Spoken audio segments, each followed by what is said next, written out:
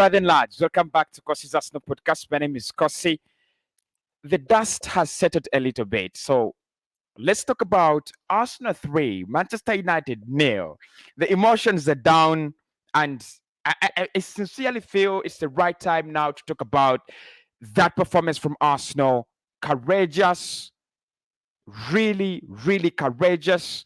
Because to go to win, those back-to-back victories against Chelsea away and then Manchester United at home. United, of course, not that good, but that good again in the in this game.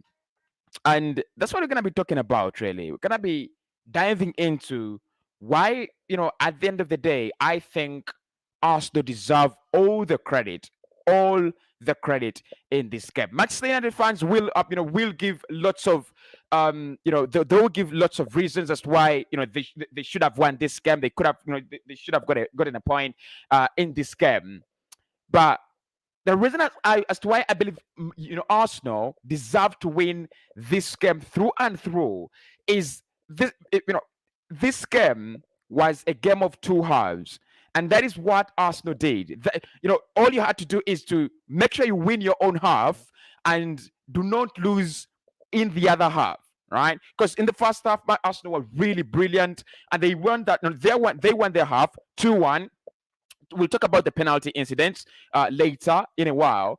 But the moment you see 2-1 at halftime, that was Arsenal's half, and they won it. They absolutely blew Manchester United away in the first half. In the second half, though, I thought Manchester United were the better side. And if you look at if you look at the momentum bar right here, let me try to show you, and I'll get myself out of the way so that you can see this, right?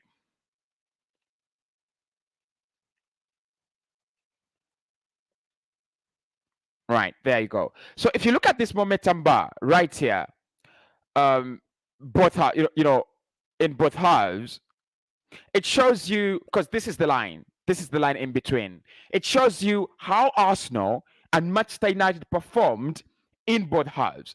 And look at this green is Arsenal in the first half. You can see that Arsenal's momentum bar was so high in the first half, especially look at the beginning of because it starts here. Look at the beginning. Within the first 2 minutes, Arsenal had scored a goal, right? And our momentum bar was really, really up there in the air. The Manchester United could not cope up with it. Absolute sins in the first half. Arsenal should have scored 3 goals for me in the first half, probably 4, because I think Nuno Tavares, those chances that keep falling onto him, if they fall onto Kieran Tierney, because Kieran Tierney is more clever, Kieran Tierney knows what to do in those situations. For me, you've got to cut back. You've got to lay that ball for Martin Odegaard, who's incoming. You've got to lay that ball for Emil Smith-Rowe, who is incoming. You need to let your teammates play a part, and I think Nuno Tavares really doesn't do that. But what Manchester United failed to do, they failed to come any closer to Arsenal in the first half. They failed. I think the only statistic they had better in the first half was were corners. They had so many corners, and Arsenal were giving away corners really, really cheaply. I think Cedric and Nuno Tavares honestly have been the worst players on the pitch today, despite the fact that Nuno Tavares scored a goal. But the amount of individual errors he was producing in that game, that could have cost Arsenal Arsenal game. But the brilliance of Mikel Arteta and the brilliance of this Arsenal side came in the second half, right? Look at the momentum bar here. This is the line. So this is the second half. And you can see that in the second half, there is only one goal, and that is Arsenal, right? So Arsenal won both halves of the game. They won the half that was dominated by Manchester United. Because if you look at the momentum bar in the second half, it shows you Manchester United utterly dominated. Actually, there is no peak for Arsenal. Apart from that, I think it's that goal. And that goal was not coming in from a spell of dominance. It only came off that simple period when Arsenal just pinned Manchester United back. Right, you give a lot of credit to Manchester United for showing that fighting spirit, but again, a team with an average age of 24.9 years cannot blow you away like that. Right. Let's talk about Arsenal first half. First and foremost, especially in the first half. Let's look for the first half statistics, and I'm gonna show you this. So in the first half, Manchester United did not bother coming any closer to Arsenal, and that was the difference in the game. That was the difference. These are halftime statistics. Arsenal had 63% ball possession, and United had 38. And the rest, look at this. Arsenal had 6 shots on target. 6 shots on target compared to Manchester United's 3. 3 shots. We had 11 shots each. In total in the first half. Shots of target, Arsenal 3, Manchester United 5. Block shots, United 3, Arsenal 2. But although you have those shots, you have those numbers, United really lacked any quality in that half. I think the only quality moment they have there is Cristiano Ronaldo on the volley. Is there any other moment they have? I don't think they have any other moment they can actually allude to. And this is where they got it wrong. Because in such games, for me, all you have to do, you've got to start well. You need to start well. You need to give your opponent a run for their money. You're not good enough, right? You're a side that is struggling. Start well. Try to start well. And by starting well, I'm not trying to mean go out there and score as many goals as you can, or go out there and take the lead in the game. But start professionally. Avoid do some damage limitation. Play some good football. I think it was yesterday, but Harry Maguire received a bomb threat from Manchester United fans, and literally they wanted to. They thought he is the problem. Maguire is not a problem for Manchester United. Of course, he is a problem because he's one of the worst defenders in the world this season. But we also know that this Manchester United is causing casualties. This Manchester United is causing players to play the way they are playing, even quality players like Bruno Fernandes. And we saw it in the first half. That I don't know how Telles and Rough everyone. I don't know what they're doing. 2 minutes in, you've already lost your heads. 2 minutes in, you've already lost your concentration, and Saka is having a shot at David De Gea. De Gea does well, and again, that shows you there is no player trying to clear that ball. There is no one following De Gea except from Manchester United, and who is following that? It is Nuno Tavares, and he has a goal. Despite the fact that he was the worst player on the pitch, I think that moment was really, really definitive. And from there, Arsenal went on to create 3 more big chances where they scored 2 of those. United had 2 big chances. United did hit the woodwork through Diego Dallo and a couple of other moments that I think you might actually say, yeah, in the first half. It was a real contention, but it was a real contention that Arsenal decided we have to win it. Arsenal had more passes in that half, 298, and that comes from the ability to keep the ball, just having to keep that ball over and over again. Accurate passing accuracy, Arsenal 87, Man United 80%. It shows you why Arsenal had the greater share of the ball. United, they just couldn't let those passes stick. And we're going to look at the second half, and you see that United were a far better side in the second half. They were really, really a better side in the second half. I'm going to ask you, who do you think was Arsenal's best player today? Was it Martin Odegaard, or do you think it was Mohamed Elneny? Because I thought both of them really had a very, very huge game to play and part to play in today's win. So for me, lads, I'm going to say this. Arsenal really deserved to win, right? Because they won both halves of the game. Look at the second half. Let's go to the second half. Let's move on to the second half. In the second half, Manchester United decided that we'll come on and create a difference. And they did.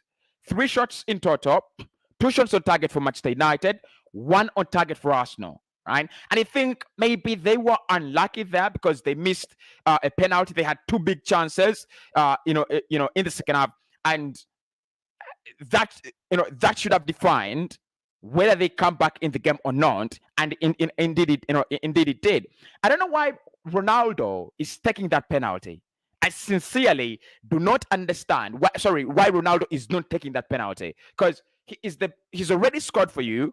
He is the only spark of brilliance with Jadon Sancho that that you had on the pitch. He's scored a goal. He's scored a goal for you out of nothing. Just let him run the show. Just let him run the show. Just let him do his thing. And them failing to do that, they ended up scoring none of the two big chances. They missed both of them. Arsenal in that half, we were pedestrians. We were literally pedestrians. 48% ball possession. I mean, it for me statistically it looks good, but it was worse than that. From minute 45 to minute 70. Arsenal were real pedestrians in that game in the second half, right? And that is what that is where the second gear comes in, and that is where Arsenal become brilliant. The moment you see that United have become better, then what you do is you have to fall into a structure, you have to fall into shape, you have to make sure that you outlast their dominance. Because United were never going to be dominate that half all through. We had to outlast their dominance, and that is what we did. We just, all we had to do is stay calm, play professionally, don't lose our heads, and that's why I thought Mikel Arteta was really, really, taking a huge risk by keeping Nuno Tavares on, and Cedric Suarez. At least one of them should have come off a little bit earlier, despite the fact that we didn't concede any other goal in the second half. But look at the goal we conceded against Ronaldo. Yes, Gabriel is to blame for that goal, but then Ronaldo is in between Gabriel and Nuno Tavares.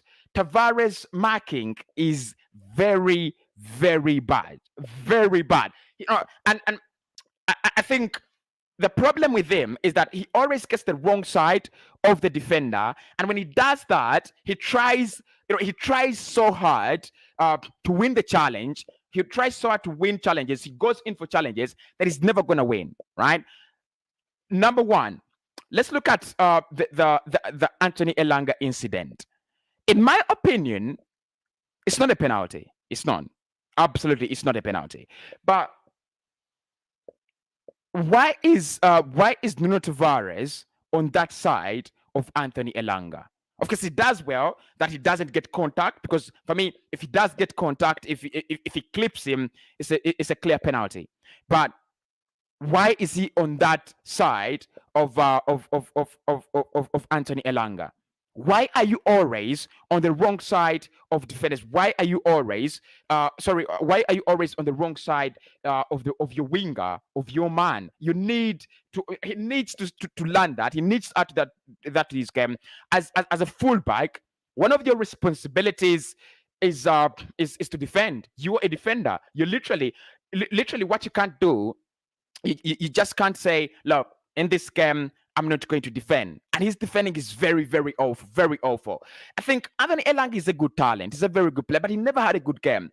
And I was really surprised when Nuno Tavares was struggling against him. And I think this was not tactical enough from Ralf Rangnick, because if I were Ralf Rangnick and I'm looking at Sancho sitting down Cedric, immediately my focus would be, make sure we target Nuno Tavares as well. That is what I would have done in that game if I were Ralf Rangnick. And a couple of teams have done it. I think Liverpool did it very well to an extent that there are times when clubs have done it and Mikel Arteta has just gone, okay, this is too bad. I'm going to withdraw him as soon as possible. And I don't think it needs to be that bad. I don't think it needs to get that bad. He's a young player. I can't I can't really smoke him so much in a game that we've won. But he needs to do better. He needs to do better. So let's get to the overall game and this and how I saw it and the tactics. I think United in the first half absolutely got it all wrong. What they wanted was sit back and then allow this Arsenal side to come to you and get it on, get us on the break. Because if you look at all the chances they created, they were not out of spells. In the first half, they really didn't have many spells. It was it was just mini spells, and those mini spells and mini counterattacks were created by Mohamed El Neni and Cedric Soares giving away the ball deep in our half, especially Cedric Soares. I don't know how many times he gave away the ball in the first half, and that goal the Arsenal conceded from Cristiano Ronaldo. Go back and rewatch it. That ball is coming from Cedric Soares' side. He's trying to play right from the back. His passing quality for me has never been that great, and I wonder how Arsenal trust him that he takes free kicks, he brings in corners. I've not seen any delivery from him that is that good. I've not seen him. But when Arsenal get a corner, he's there. He's gonna take it. When Arsenal have a free kick, he's standing on it. So, when you play out from the back, it's so good because you build those, you build the momentum, and it's really worked out very well for Arsenal today. But on the other side as well, we have been really exposed, right? The quality of players we have at the moment, especially with Kieran Tierney and Tomiyasu being out of the squad, Nuno Tavares was giving away the ball at the at the halfway line, and he was giving away the ball when Arsenal were in full position. We were committing. We thought, because most of the balls he's given away, he was in a lot of space. He either made a wrong pass or he dribbled too much, and we talked about that in the last game. And whenever Cedric and Nuno gave away the ball in those areas, Manchester United capitalized. They created those, mini counterattacks, and those are very dangerous because they literally don't they don't come from deep into United's half. They come from they start at the center line, and that means it is shorter between the center line and our goal, and that's why we had so many problems. Especially in the second half, we couldn't hold the ball. We couldn't have it, right? United, the moment we tried to have it, we tried to find outlets. Saka was blocked off in the second half, and the only outlet we had was Nuno Tavares. And God, oh God, that was awful. That was absolutely awful. So I thought Rafrani got it wrong in the first half. I didn't see reason to sit back against Arsenal. I didn't see a reason. I think probably what he wanted was, let's sit back, let's respect Arsenal. They're at the Emirates Stadium. Let's respect them, and probably we can find we can find moments to destroy them, just like they did in the first game. Arsenal had a very good game. It was kind of end to end, but Arsenal's ball position was good. We shared the lion's share of the ball. Manchester United on the break. Ronaldo, well positioning, scored twice. I don't remember who scored the other goal, and they hit us 3-2. Today it was different. Because why I think it was a mistake. He played Victor Lindelof and Rafa Varane at centre back. Then he played Diogo Dalot and Telles. That back line, you can't tell me that you trust that back line so well that you think you're going to start a game very, very poorly. And the midfield was just porous. I don't know what they were trying to do, especially in the first half. I do not know what they were trying to do, right? Because their midfielders were literally not giving Arsenal any resistance. Everybody that we brought in could reach the final third. And their defenders are really, really out of confidence. We've got to acknowledge that. Their players are really broken, but their defenders are really out of confidence. Because look, that cross comes in. For me, look, it's a poor cross. And Edin Ketia, who's supposed to meet that cross, is actually not anywhere near meeting it. But Saka, who has the least chances of getting that ball if it is cleared first time, gets it miraculously. And well done by credit to Saka, well done. Because in that incident, you're thinking he's gonna try to find maybe someone who's making a run into the box, and it gives Manchester United some time to correct themselves and get into shape. He just throws a shoulder and then takes the shot. David De Gea makes a very good save, but United are not yet back. No Tavares is there to tap it home. That is one of the things I think we'll see more from Nuno Tavares if he becomes a better player. I think we'll see more goals. I think we'll see more chances from him if he can get less selfish. How many goals does Trent Alexander-Arnold and Robertson have? How many goals do they have? But how many assists? No player has created more chances and assists than Trent Alexander-Arnold this season.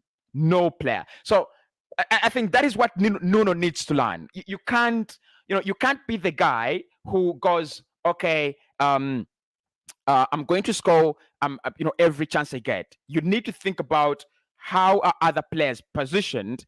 Are they in a better goal scoring position than me?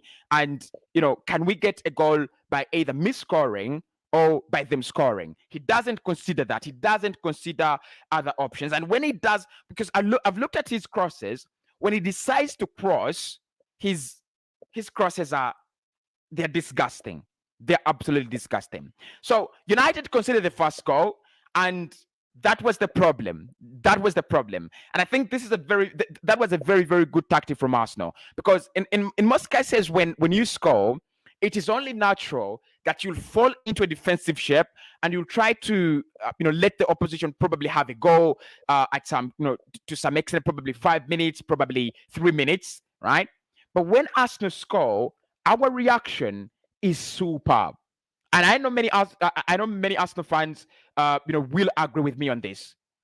When we scored that first goal, our reaction was absolutely superb, absolutely brilliant, magnificent for me, absolutely magnificent. Because look, let's say this, let's be real.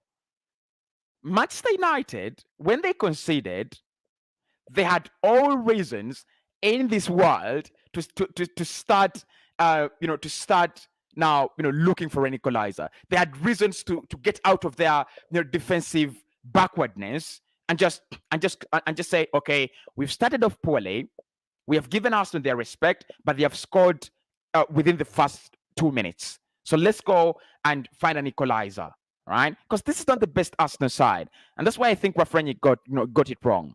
But what they did, which I totally disagree with, is they continued to sit back.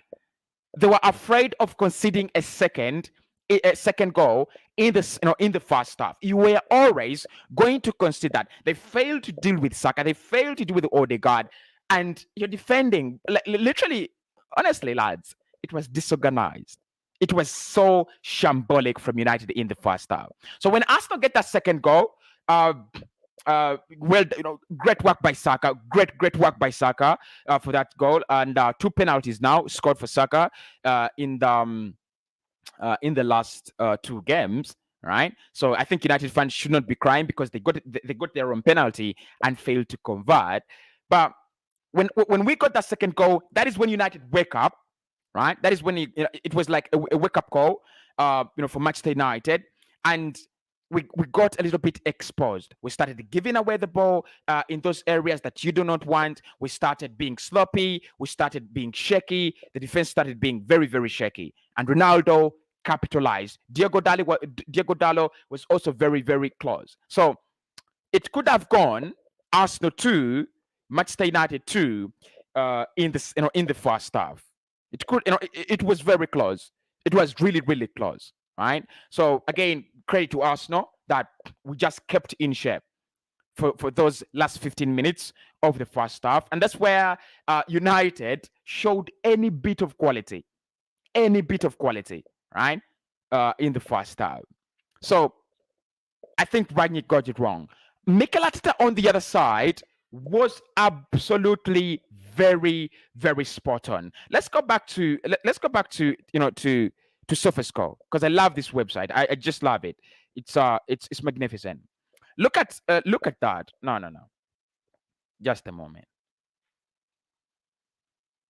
Oh, I didn't refresh this, and I need the lineup. So, all right, here we are. Lineups are back on. This was Arsenal's. This was Mikel Arteta's strategy. Absolutely, it worked out, right? It absolutely worked out. Arteta's strategy in this game was not far away from what we did against Chelsea, because if you look at the only change he made was Rob Holding off, Cedric Suarez on. This is a game we thought he could go wild, play Martinelli in there, but he didn't. And lots of credit to Mikel, because it just went, I'm not going to destabilize the structure of my team. I'm going to just let them be. And he let them be. But look at that. Cedric Suarez comes in, Nuno Tavares comes in. Those are two flying wing backs, wing backs, right? Two flying. Tavares goes up front very well. Cedric today, we saw a couple of shit crosses from him. We saw a couple of runs from him, but it was there. And if I try to show you the heat map of these two, I'm going to try to show you something. You can see that Cedric Suarez is he's got that ability to step over the center line, and you can see that he traveled up to that area, to the 18 yards box. You look at Nuno Tavares, who scored even in this goal. Look at his runs and look at his hit map, right? Again, he runs until the penalty area. So it was not very conservative. He didn't go as conservative as he went against Chelsea. Of course, after winning, you have that you have that confidence, and you also have that drive. And I think Mikel Arteta capitalized on that. But he left the rest of the team the way it was, right? Xhaka, Elneny, Martin Odegaard, Smith Rowe, and Saka, and then Edin Nketiah. Nketiah causing all sorts of problems for Victor Lindelof and Rafael Varane, like just putting pressure on them. Odegaard, and that's that really led Odegaard to have a wonderful game, because Edin Nketiah just pushes away those defense. It just keeps them very, very, very busy. That Odegaard has that space to operate into. Saka runs in there. Emil Smith Rowe, who was very, very, anonymous today especially in the final third, because you thought, because look at him there. Literally, his presence in the penalty area is not there. He's literally not there. Of course, I know he was trying to track back for a traveling Nuno Tavares, but I thought this would have been a game where Emil Smith Rowe could have gotten himself a goal. But did I even see him get a shot on goal, like a clear chance? No, I didn't. It was Odegaard who took a shot, was saved by De Gea. Edin Nketiah had a glorious chance. Glorious chance created by Odegaard, but didn't take it. Saka had a couple of chances, and I think well done to him, honestly. Really, really well done to him. So our strategy right from the start was keep the shape, keep the structure, give Manchester United the respect they deserve, because they deserve it, but make sure you have that attacking threat. And we did it very, very well. Look at our players, and just look at our players and see. Just look at our midfielders and attacking players. 7.6 from Saka. 7.0 awarded to Martin Odegaard. I think it did better. 7.5 to Xhaka. Right? 7.5 to Xhaka. Nuno Tavares, 7.2. That means there was a lot we offered going up front. As opposed to Manchester United, Jadon Sancho was one of their best players on the pitch, and Cristiano Ronaldo, 2. Right? Ronaldo, 7.6. Jadon Sancho, 6.4. The rest of them literally, didn't do anything. Right? They were just there confused. So I thought right from the first half, Mikel Arteta really got it right. Really, really got it right. Now, in the second half, you give Arteta credit for believing in his players, because for me, I thought the first substitution he made was unnecessary. And look, I love Martinelli, and I thought Martinelli should have come on, but the time he brought in Gabriel Martinelli, I know what he was trying to do. He was trying to go, United are putting us, in a cage, but then we just need more outlets. So he was trying to add Saka. He was trying to add Martinelli to Saka and Edin Nketiah, just to create those more attacking threats to tell Diego Dallo and Alex Telles to back off. Right, that is what he wanted. He was trying to show them like back off. Right, that's why he introduced Gabriel Martinelli. But I, I think Ralph Rangnick just understood his mistake in the first half, didn't change anything in the second half. Just thought, I think it was kind of a team talk to the players. You're getting it wrong. You're really getting it wrong. And we've got to agree, United had some beautiful chances that they could have taken in this game, and it could have ended Arsenal 3, United 4, or Arsenal 4, United 4. Bruno Fernandes, himself as a player in the first half, has a glorious chance, glorious chance, because Ramsdale has given a howler, and it's an empty net. Good block from Gabriel Magalhaes, very good block from Gabriel Magalhaes. But still, I think Bruno Fernandes, if he hits that first time and he hits it well, just on target, he doesn't try to loop it over the goalkeeper, it goes in. Ronaldo's goal, I think you never know. I mean, but that was a good goal from Cristiano Ronaldo. Then Bruno Fernandes in the second half gets a penalty, right? He gets a penalty in the second half. Misses it, right? Misses it. Terribly misses it. Those are 3 clear-cut chances that Manchester United had, and you thought, And of course, Ronaldo, kept on teasing Arsenal players and scoring those goals from offside, and causing all sorts of problems, for the team. So I think Ralf Rangnick won the second half, but not statistically, right? Maybe the other statistics he won them, but he literally didn't win it the way a United fan would want. He didn't win it like we've won it 1-0 or 2-0, so it's now 3-2. He won it by playing better football, by United showing that they're more aggressive, and Arsenal fell into a structure. My worry with Arsenal in the second half is that structure was not organized. Honestly, lads, let's criticize a little bit, right? It's our team after all. It's Arsenal. It's our team. Let's try to criticize this team a little bit. That structure in the second half did not stick. It was not a good structure. And I always thought Arsenal were caught in between attacking and defending. That is why if we were playing a team like Manchester City today, we could have considered like minimum 5 goals. Because this is what I didn't understand. United kept the ball in the in the first 20 minutes of the first half, I think to around 68%. And Arsenal committed, like 4 players committed to winning the ball back, pressing high. That was Saka, Emile Smith-Rowe, Martin Odegaard, and Edin Ketia. They committed to winning the ball back, by pressing high. And then Xhaka and Mohamed Elneny remained in the midfield, and they were outnumbered. And then that defense of Cedric, Tavares, Gabriel, and Ben White was left exposed. And you saw that in the first 20 minutes of the game, Manchester United were really creating chance after chance, getting corner after corner. Because I didn't understand what we were trying to do in the second half. Were we trying to commit bodies forward?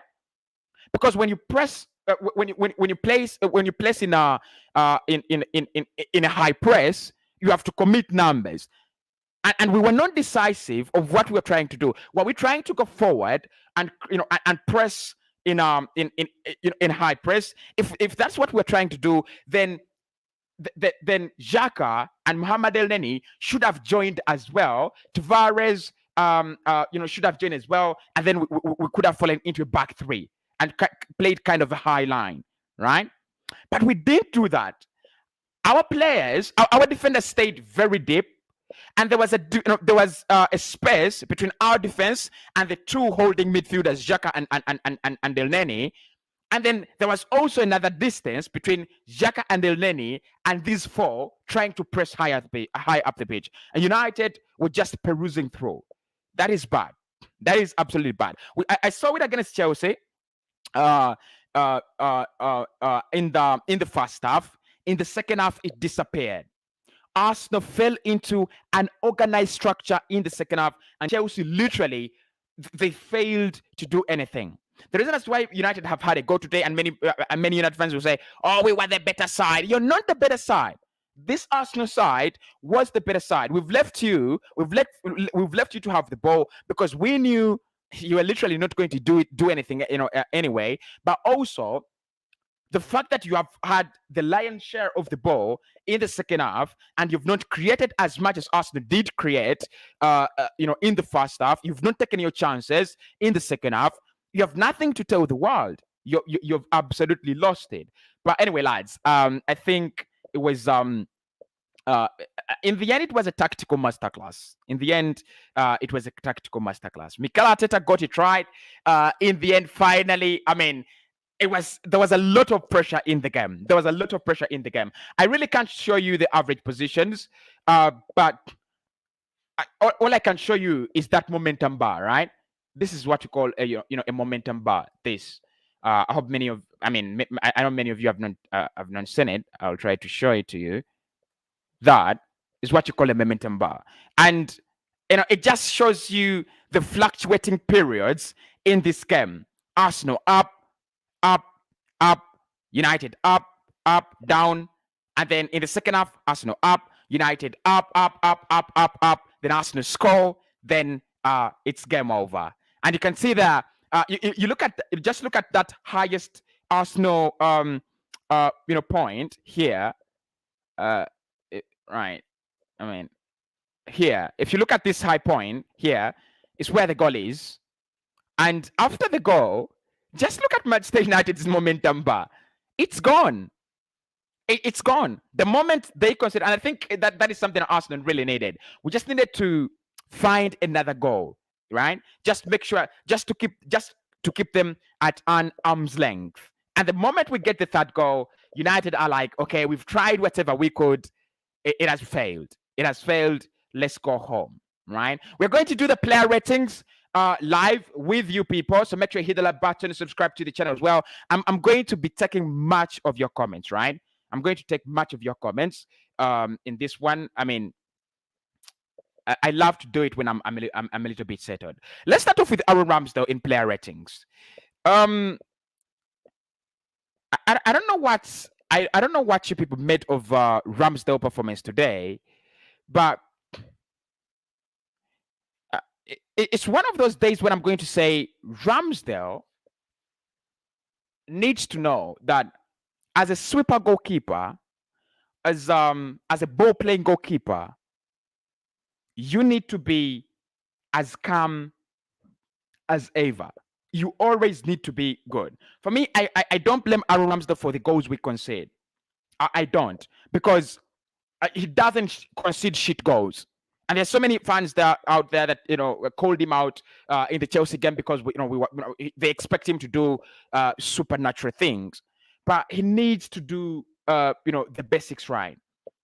Look, we were 1-0 up, and then he gives the ball away. I think he's trying to make a complicated pass to Martin Odegaard through the middle of the park.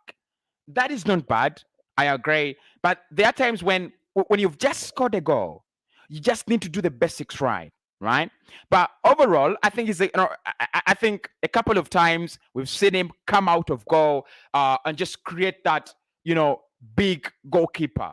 Right? He was okay today. Didn't keep a clean sheet. I think the goal he conceded, every goalkeeper would concede unless you are big enough, right? Unless you're big enough. And I think why he concedes that goal for me is he's confused by Tavares and Gabriel Magalhaes. He's confused. He doesn't know whether they're coming to commit to that challenge and challenge Ronaldo. So he's in between there. He doesn't know whether to commit to the challenge and try to block Ronaldo, or stay on his line and let his defenders deal with it. And his defenders, I don't know whether they're sleeping. I don't know whether they're literally sleeping, but we concede like that. But apart from that, I didn't see any other shaky moments. I think those were the only two shaky moments in the game. I don't know. Out of 10, how much should we give? How much should we give him? I would go with a 7 out of 10, but we've won a game, so I'll elevate it to an 8. That is what I will do. I'll elevate it to an 8. So 8 out of 10 for Aaron Ramsdale. But for me, the basics he needs to do better, right? Try to release that ball a little bit earlier when you have. There's no problem, for him to try to draw in some pressure and then release the ball, because as he draws in pressure from the strikers, from Bruno, from Cristiano, from Jadon Sancho, as he draws in that pressure to himself, the opposition leaves themselves up, open and exposed, and it just gives us, room to play. So I got no problem with problems with that. My problem is he needs to know, he needs to get the timing right. Right, he needs to get the timing right. But he was fine today. He was okay. 8 out of 10 for me. I mean, let me know in the comments how much you would award. Nuno Tavares. This one is complicated. This one is really complicated because I know many Arsenal fans out there that were on pressure in that game. It was courtesy of Nuno Tavares. Tavares is not a bad player, not at all. But how many times did he give away the ball? Let's look at that. Let me try to show you that. How many times did Nuno Tavares give away the ball? That is what I want. He lost possession 10 times, right? Here you are. He lost possession 10 times. And in those 10 times, what is bad about it is he lost possession 10 times, and most of those were into were in our third, and they were becoming short. They were becoming short creating actions. You don't want to do that. You don't want to do that. You don't want to help the team, the opposition, by gifting them the ball, number one, but also helping them to create those mini counterattacks. You don't want to do that. You don't want to do that. So he kept on giving away the ball. He scored that vital goal, and I know many people do not appreciate how important that goal was, but it broke Manchester United so deeply, so deeply. Actually, in my opinion, it is that goal that then allows us to get a second goal, right? Because United are still, now they don't know how to react. They had come into that game after being humiliated by Liverpool, and now they're like, okay, let's get into this Arsenal game and let's be very cautious. Nuntunko said. They conceded. Wow, this is interesting. They conceded 4 minutes in.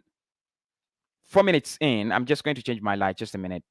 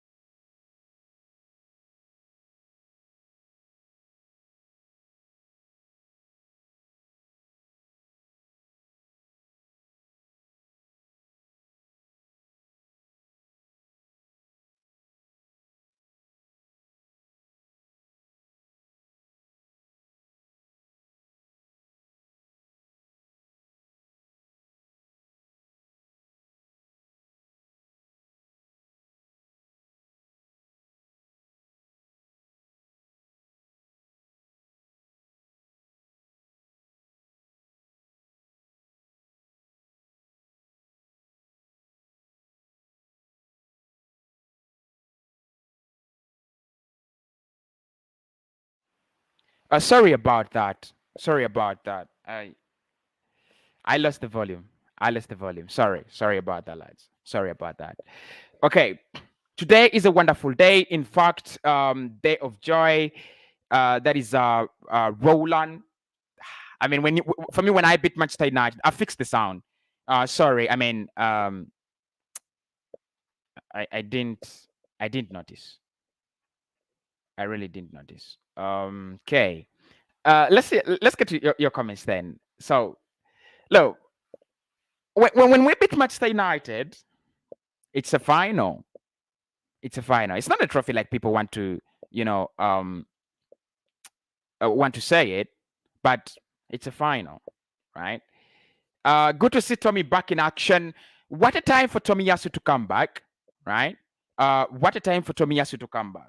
I hope I've solved this. Can you hear me? Let me know in the comments if you can hear me. It's good to see Tommy back because the next the upcoming games you have West Ham and Spurs and Leeds. Those three difficult games, right? And end of the season, it's going to be Everton and Everton and what? Everton and Everton and because Everton is the end. Everton and Newcastle, right? Everton and Newcastle. So it's not going to be that easy. It's not going to be that easy.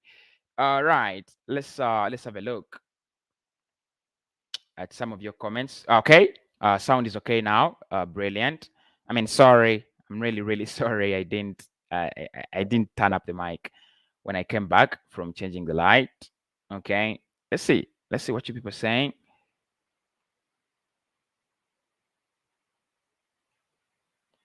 Wow. It was a long time without sound. Almost 5 minutes without sound. So sorry, lads. Good game, lads. Love from Man United fans here. I think, look, I've given Manchester United the credit they deserve, and I hope, I hope everyone gives United the credit they deserve today. I don't think, like many people would want to say, I don't think United were horrendous. Personally, I don't think they were horrendous. I think they were just fine.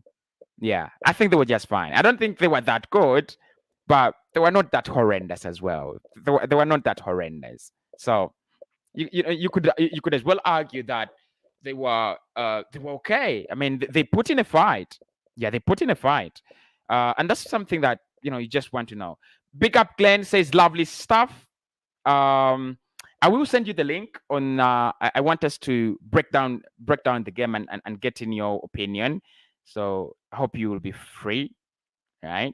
I want to give you a full show where to react to that. Okay. Cossy, I'm still dancing here in Sierra Leone. What a big win! I mean, it's one that means a lot for us, no, and Arsenal fans. One that really means a lot to us. We won, but it wasn't convincing at all. It's the nature of this. This is a classic game. This is a classic game, and in such games, what you're looking out for, first you look at the performance, right? You look at the performance. I agree, but there's so many other things you look at in this game. In such games, it's not only the performance. You have so many other things you have to think about. And I said it in this reaction. That's why I did a better reaction. After cooling down, right? If you've watched my first reaction, I reacted like an Arsenal fan. But I love these reactions where we are logical and objective. Honestly, let's be true to ourselves. Today, United were the better side in the second half, and I've given them the credit they deserve.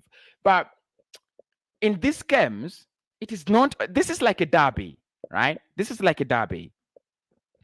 You can't in derbies on derby days, like we played against Chelsea. It wasn't convincing as well. This is a classic game. This is a rivalry.